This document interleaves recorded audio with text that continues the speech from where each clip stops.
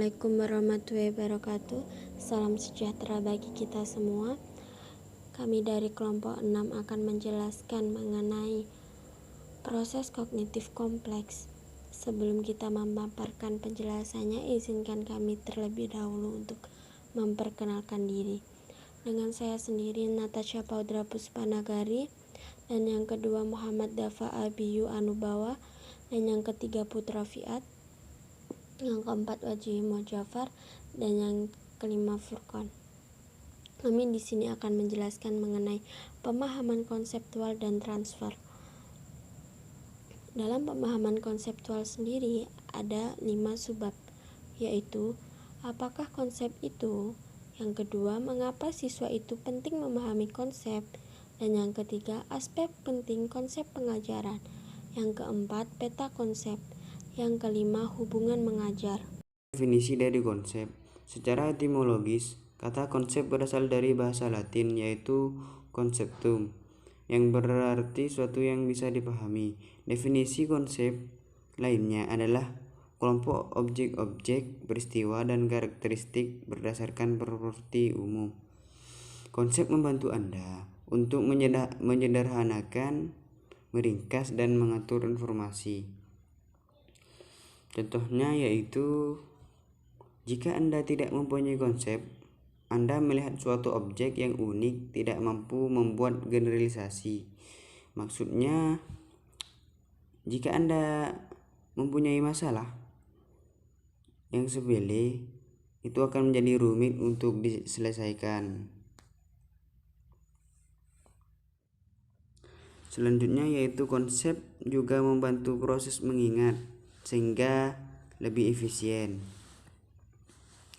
Saat siswa mengumpulkan objek-objek untuk membentuk konsep, mereka dapat mengingat konsep, kemudian mengambil karakteristik konsep tersebut.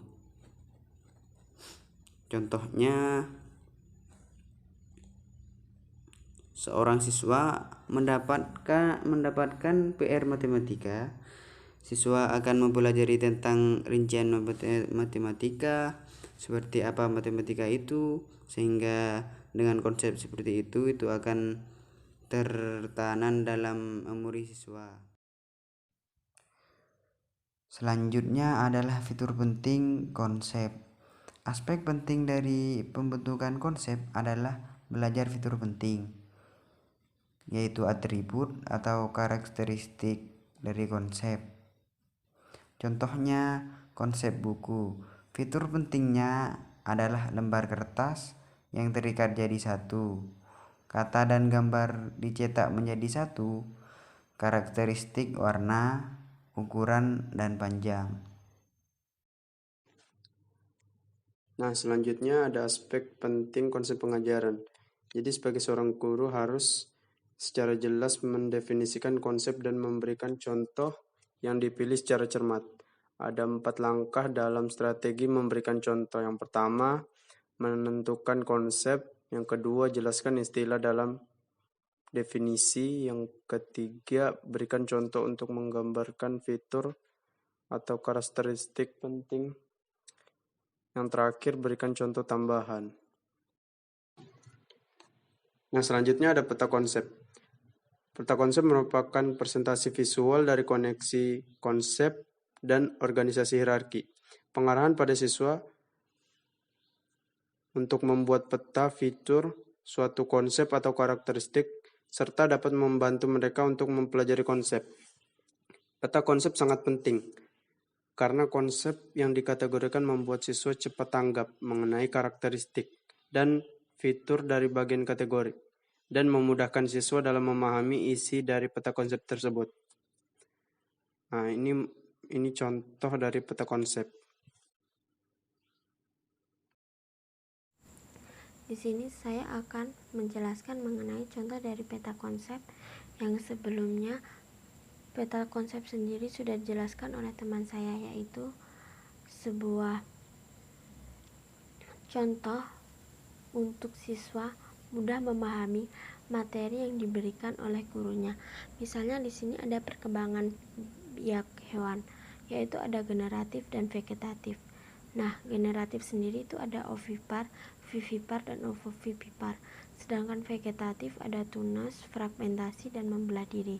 Dengan adanya ini, peta konsep, siswa akan mudah paham karena diberikan langsung contohnya, yaitu melalui visual yang ditangkap oleh indera mata. Kalau siswanya diberikan oleh media audiotorik atau dari suara, itu mesti banyak siswa yang belum paham dari penjelasan yang dijelaskan oleh gurunya. Yaitu ada pengujian hipotesis. Siswa dapat mengambil manfaat dari praktik pengujian hipotesis untuk menentukan yang termasuk konsep atau tidak. Misalnya, contoh, guru memberikan pertanyaan kepada siswanya, apakah semua hewan yang bisa terbang itu burung? Maka ada beberapa siswa yang menjawab iya dan ada yang tidak. Alasannya yang menjawab tidak, bahwa hewan kelelawar itu kan juga bisa terbang. Nah, itu bukan termasuk jenis burung. Nah, itu bisa dijadikan sebagai hipotesis atau dugaan sementara. Nah, bisa dilihat di PPT bahwa hipotesis adalah asumsi tertentu dan prediksi yang dapat diuji untuk menentukan akurasi konsep, yaitu dugaan sementara. Salah satu cara untuk mengembangkan hipotesis yaitu berdasarkan suatu alasan tentang konsep. Konsep di sini tuh misalnya kayak benda, binatang, dan tumbuhan. Contohnya, saya mengambil konsep tentang binatang, yaitu binatang mamalia itu ciri-cirinya melahirkan, menyusui, bernafas, menggunakan paru-paru. Nah, apakah hewan paus itu termasuk mamalia? Nah, ini tuh masih dinamakan hipotesis, yaitu dugaan sementara. Dan jawabannya ada iya atau tidak.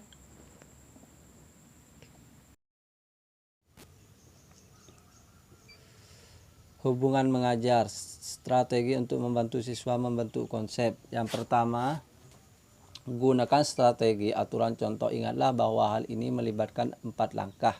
Yang pertama, mendefinisikan konsep. Yang kedua, menjelaskan istilah dalam definisi. Dan yang ketiga, memberikan contoh untuk menggambarkan fitur penting atau karakteristik.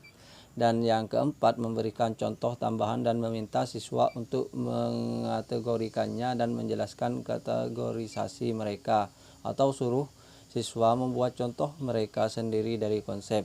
Pertimbangkan konsep burung. Banyak sekali yang pertimbangkan karakteristik penting menjadi kemampuan untuk terbang. Tetapi tidak semua burung terbang dan banyak hewan yang terbang bukan burung.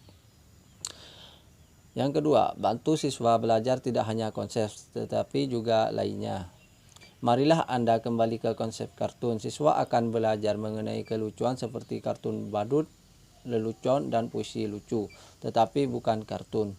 Jika Anda mengajarkan konsep segitiga, mintalah siswa mengkarakterisasi segitiga seperti 3 sisi bentuk geometris sebagai ukuran dan berbagai warna apapun.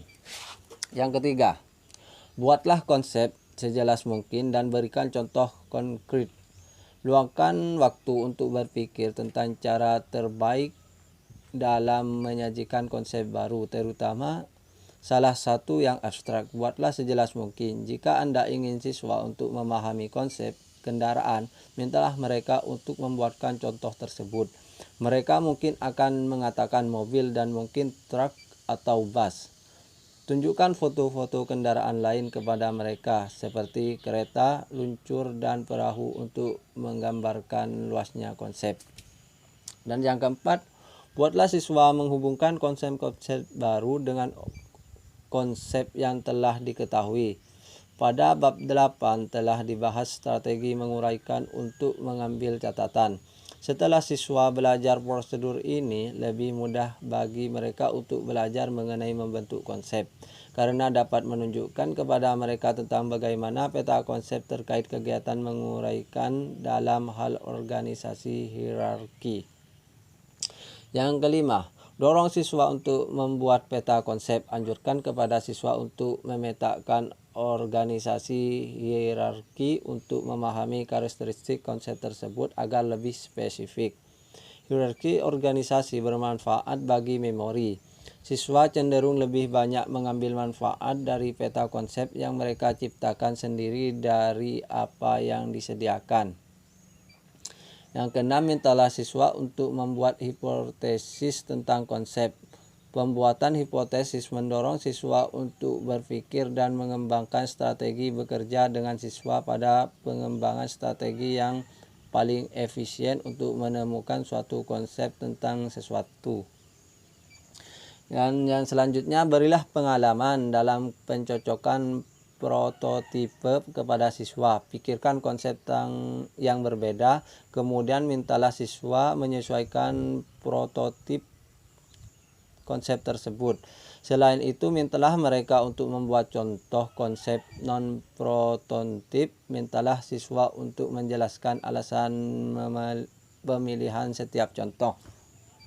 Dan yang kedelapan, periksalah pemahaman siswa tentang konsep dan motivasi mereka untuk menerapkan konsep ke konsep lain. Pastikan bahwa siswa tidak hanya menghafal konsep, tetapi juga konsep mereka dapat ditetapkan dalam konteks yang berbeda. Misalnya, dalam pembelajaran konsep keadilan, tanyakan kepada siswa tentang keadilan yang dapat membuat hidup lebih baik, tidak hanya di sekolah, tetapi juga saat bermain di rumah dan tempat kerja.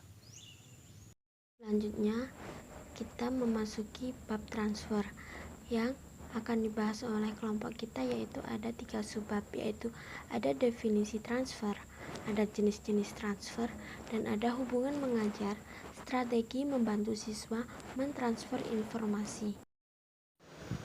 Selanjutnya yaitu definisi transfer. Di sini Meyer 2008 menjelaskan bahwa transfer terjadi jika seseorang menerapkan pengalaman dan pengetahuan dari pembelajaran sebelumnya untuk belajar atau memecahkan masalah dalam situasi baru.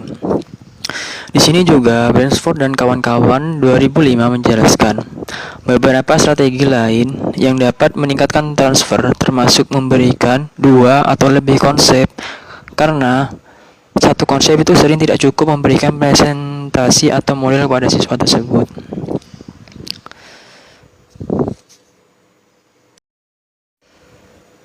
Selanjutnya ada jenis-jenis transfer. Di sini ada transfer dekat atau jauh.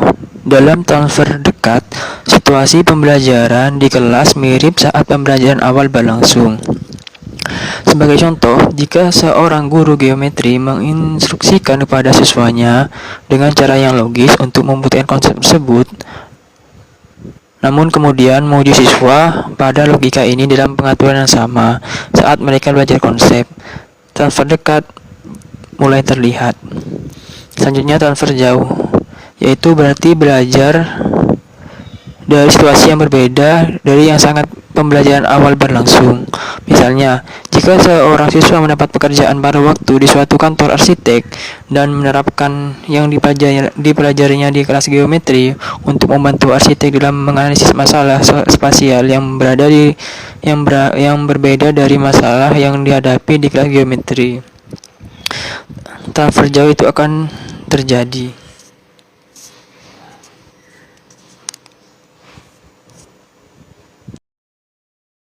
Selanjutnya ada transfer jalan rendah atau tinggi. Transfer jalan rendah terjadi saat pembelajaran sebelumnya secara otomatis, seiring secara tidak sadar. Transfer ke situasi lain. Hal ini terjadi biasanya dengan keterampilan yang sangat dipraktikkan saat ada sedikit kebutuhan untuk berpikir selektif. Misalnya, saat pembaca yang kompeten menemukan kalimat baru dalam bahasa ibu mereka akan membacanya secara otomatis. Sedangkan transfer jalan tinggi itu sadar dan berusaha. Jadi siswa itu sadar untuk membentuk hubungan antara yang dipelajarinya dalam situasi sebelumnya dan situasi baru yang dihadapi. Transfer jalan tinggi penuh kesadaran, yaitu siswa harus menyadari yang dilakukan dan berpikir tentang hubungan antara konteks yang ada. Sebagai contoh, siswa bisa belajar tentang konsep subtujuan atau menetapkan tujuan menengah di kelas matematika mereka.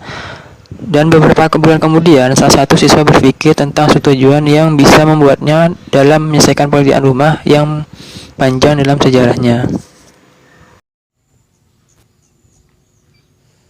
Strategi membantu siswa untuk mentransfer informasi. 1. Pikirkan tentang yang dibutuhkan siswa agar sukses dalam hidup. Kami tidak ingin kalau siswa menyelesaikan sekolah tinggi dengan bank data besar, isi pengetahuan tetapi tidak tahu tentang menerapkannya ke dunia nyata. Salah satu strategi berpikir tentang yang perlu diketahui siswa adalah dengan strategi pemecahan masalah kerja mundur, misalnya apa yang diinginkan pengusaha dari lulusan sekolah dan perguruan tinggi agar terwujud. Dalam survei nasional pengusaha mahasiswa, 3 keterampilan yang paling dicari pengusaha yang harus dimiliki lulusan sekolah tinggi adalah 1. Keterampilan komunikasi, 2. Keterampilan interpersonal, dan yang ketiga keterampilan kerjasama. Para pengusaha juga menginginkan agar siswa mahir di bidangnya, memiliki kemampuan kepemimpinan, kemampuan analisis, fleksibel, dan mampu bekerja komputer. Dengan memikirkan dan mempraktikkan kompetensi yang dibutuhkan siswa di masa depan dan bekerja sama untuk meningkatkan keterampilan ini, guru akan membimbing mereka pada transfer positif. Ini harus mulai jauh sebelum SMA. Dan yang kedua, berilah banyak kesempatan untuk belajar dunia nyata kepada siswa. Umumnya belajar sekolah merupakan hal yang dibuat-buat dengan sedikit pertimbangan untuk transfer di luar kelas atau buku teks. Hal tersebut menjadi kurang benar bagi siswa jika guru sering memberikan mereka pemecahan masalah dan tantangan berpikir dunia nyata. Guru dapat membawa dunia nyata ke kelas dengan mengundang orang-orang dari berbagai lapisan masyarakat untuk datang dan berbicara dengan siswa, atau guru dapat membawa siswa ke dunia nyata dengan melakukan kunjungan relevan ke taman, museum, bisnis, perguruan tinggi, dan sebagainya dalam kurikulum. Tempat-tempat yang dikunjungi dan kegiatan yang melibatkan mereka akan berbeda sesuai dengan usia yang dipelajari. Anak-anak muda mungkin mengunjungi taman hiburan sebagai bagian pada tanaman dan pengumpulan dan mengidentifikasi daun berbagai pohon. Remaja mungkin mengunjungi taman hiburan sebagai bagian dari unit fisika. Dalam melalui mata guru, guru dapat membaca tentang Chris Slater, seorang guru yang luar biasa yang memberikan petunjuk pada siswa dengan cara membantu mereka mentransfer hal yang dipelajari di dunia luar kelas.